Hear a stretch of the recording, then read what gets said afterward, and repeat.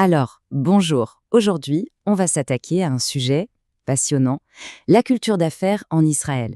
Si on pense à se lancer là-bas, il faut absolument comprendre comment ça marche.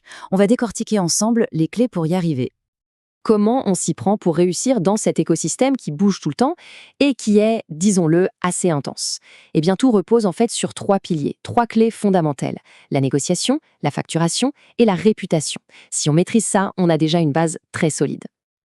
Allez, on commence tout de suite avec la première clé, la négociation. C'est souvent là que tout commence, et attention, ça peut surprendre si on n'est pas prêt. Ici, il faut oublier les grands discours. L'efficacité, c'est ce qui compte avant tout. Le truc, c'est que le style local, il est direct. Vraiment direct. On ne perd pas de temps en belles paroles. L'objectif, c'est d'arriver au plus vite à un accord, et surtout, de parler du prix. Il ne faut pas prendre cette approche frontale pour de l'agressivité, c'est simplement un signe de sérieux. Et quand on compare, la différence est flagrante. Là où en Europe, on va souvent chercher à créer du lien, à arrondir les angles pour maintenir l'harmonie, l'approche israélienne, elle, va droit au but. L'important, c'est le deal, le prix, et on veut conclure vite. C'est vraiment la culture de l'efficacité qui domine. Voilà, cette phrase résume tout. Ne perdez pas de temps, allez droit au but.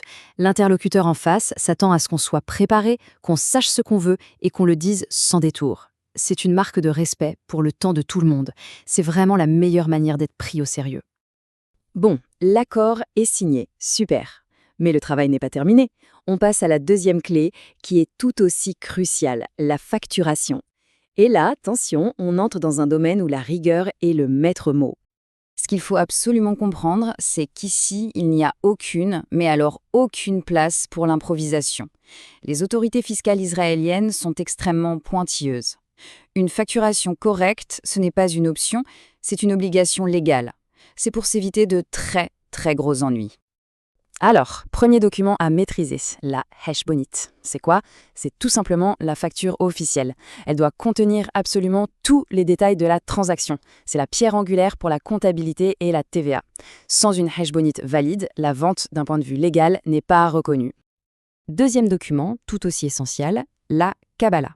Ça, c'est le reçu. C'est la preuve que le paiement a bien été effectué.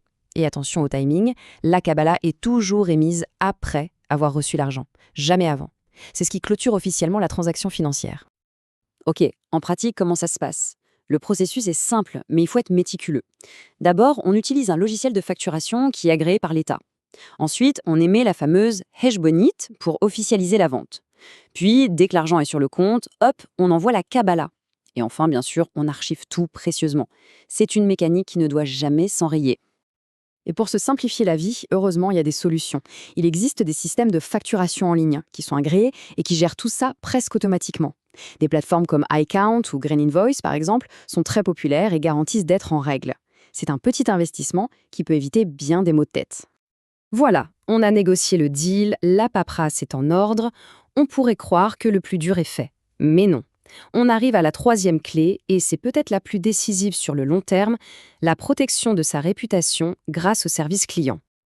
Le mot magique ici, c'est « Sherout ». Ça veut dire « service ». Dans un marché aussi connecté et compétitif, la qualité du service, c'est ce qui va faire toute la différence. C'est ce qui crée la confiance, la fidélité. Une bonne réputation, ça se sait vite, mais une mauvaise réputation, ça va encore beaucoup plus vite. Parce que, soyons honnêtes, des problèmes, il y en aura toujours. Un client mécontent, un produit qui ne marche pas, un retard de livraison. La vraie question, ce n'est pas si ça va arriver, c'est comment est-ce qu'on va réagir quand ça arrivera. Et c'est là qu'on parle de tignonyme. Ce sont les litiges, les plaintes, la façon dont une entreprise gère ces moments de friction, eh bien c'est ça qui forge sa réputation. Une gestion professionnelle et humaine peut même transformer un client frustré en un vrai ambassadeur de la marque. Et ça nous amène à une idée vraiment fondamentale. Le service après-vente n'est pas un coût, c'est un investissement stratégique. Une bonne gestion des tionymes, c'est précisément ce qui protège et renforce la réputation d'une marque sur le long terme.